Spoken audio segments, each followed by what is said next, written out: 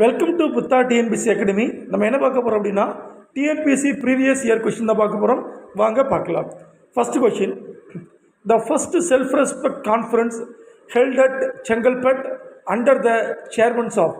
So answer பார்த்தீங்கன்னா உங்களுக்கு WPA Soundarapandian. செங்கல்பட்டில் இவரது தலைமையில் முதல் சுயமரியாதை மாநாடு கேட்டிருக்காங்க. ஸோ ஆன்சர் பார்த்தீங்கன்னா உங்களுக்கு சவுந்தரபாண்டியன் தான்.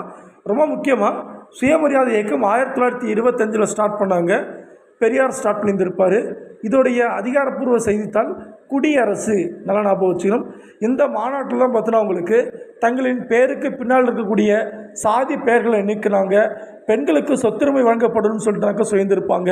இதை வச்சு 1989 அப்போதைய தமிழக முதலமைச்சர் கலைஞர் கருணாநிதி பெண்களுக்கு வந்துனாக்க மூதாதையருடைய சொத்துக்களில் பங்களிப்பு உண்டு அப்படின்னு 1989 ஒரு ஆக்டே கொண்டு வந்திருப்பார். TM நாயர் இவர் யாருனாக்க 1916 நீதி கட்சி உருவாக்குனத்தில் 3 முக்கிய உறுப்பினர்கள் ரொம்ப முக்கியமானவர்.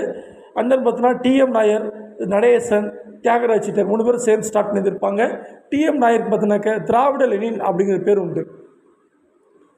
அடுத்து TR வெங்கட்ராமர் சாஸ்திரின்னு சொல்லியிருந்திருப்பாங்க.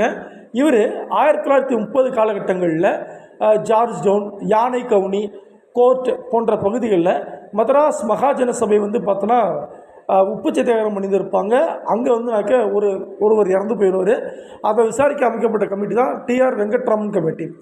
அடுத்து அறிஞர் அண்ணாதுரை 1938 பார்த்தோன்னாக்க அண்ணா நீதி கட்சியோடைய பொதுச் செயலாளராகவும் பெரியார் பார்த்தோன்னாக்க தலைவராகவும் தேர்வு செய்யப்பட்டிருப்பாங்க.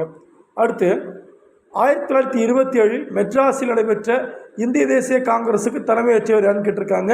ஸோ ஆன்சர் பார்த்தோன்னா உங்களுக்கு அன்சாரி. இதில் தான் பார்த்தோன்னாக்க பூரண சுயராஜ்யம் அப்படிங்கிற தீர்மானம் கொண்டு வரப்பட்டுச்சு. கோபேக் டு சைமன் அப்படிங்கிற தீர்மானம் கொண்டு வரப்பட்டுச்சு. தமிழ்நாட்டில் சைமன் கமிஷன் எதிர்ப்புக்கு தலைவர் யாருன்னா வெள்ளிநாக்கு நாவலர் சத்தியமூர்த்தி.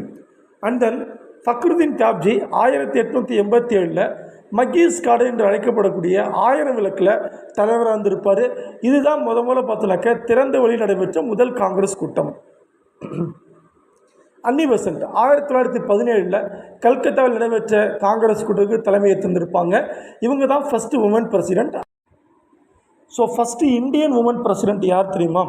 சரோஜினி நாயுடு அவர்கள் 1925 கான்பூரில் நடைபெற்ற காங்கிரஸ் கூட்டத்துக்கு தலைமை ஏற்றிருந்திருப்பாங்க. அண்ட் தென் பார்த்தீங்கன்னா சுபாஷ் சந்திர போஸ் 1938 ஹரிபுரா கூட்டத்துக்கு தலைமை ஏற்றிருந்திருப்பார். அங்கே தான் நேஷனல் பிளானிங் கமிட்டி உருவாக்கப்பட்டுச்சு. அதுக்கு தலைவர் யாருன்னா ஜவஹர்லால் நேரு. 1939 திரிபுரா காங்கிரஸ் கூட்டத்தில் சுபாஷ் சந்திர போஸிற்கு எதிராக நின்றவர் யாருன்னாக்க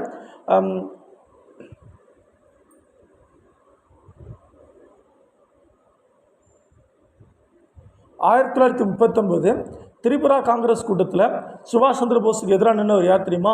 பட்டாபி சீதாராமையா. இதில் பட்டாபி சீதாராமையா தோற்று போயிடுவார். அண்ட் தென் பார்த்தோன்னாக்க இந்த தேர்தல் முடிஞ்சதுக்கப்புறம் தான் 1939 ஆகஸ்ட்டில் காங்கிரஸுடைய அடிப்படை உறுப்பினர் பதவியிலேருந்து பார்த்தோன்னாக்கா சுபாஷ் சந்திர போஸ் நீக்கப்பட்டிருப்பார். அவர் போனதுக்கு பிறகு பார்த்தோன்னாக்கா இடைக்கால தலைவராக யார் வந்திருப்பாங்க அப்படின்னாக்கா ராஜேந்திர பிரசாத் வந்திருப்பார். ஸோ இது போன்ற மேலும் தகவல்களுக்கு புத்தா டிஎன்பிசி அகாடமியை சப்ஸ்கிரைப் பண்ணிக்கோங்க. தேங்க்யூப்பா.